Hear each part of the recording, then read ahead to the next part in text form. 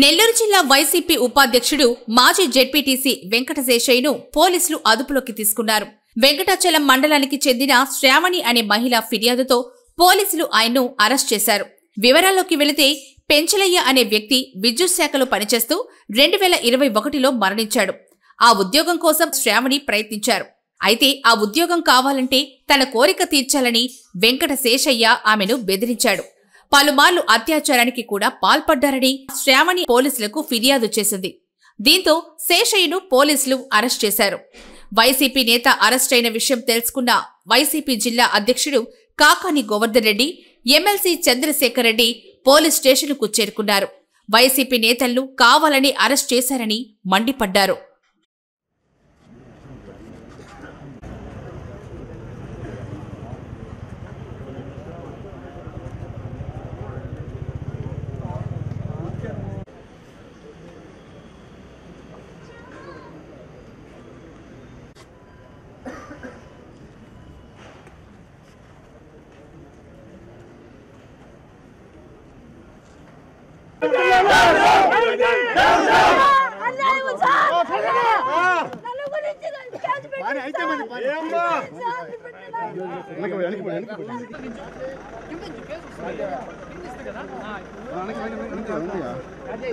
వస్తున్నా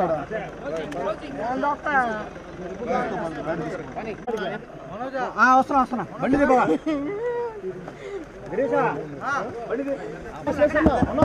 అలాగే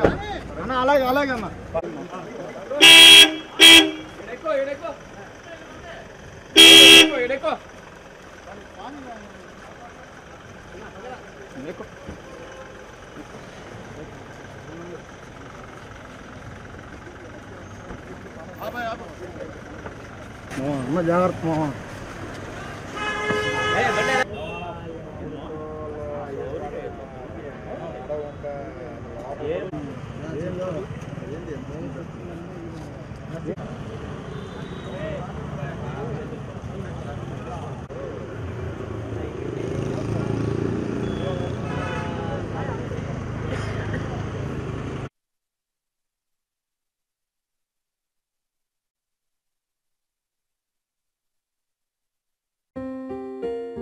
Every morning marks a new beginning, a place where journeys of discovery begin, where learning is adventurous and fun, where friendships grow and imaginations soar.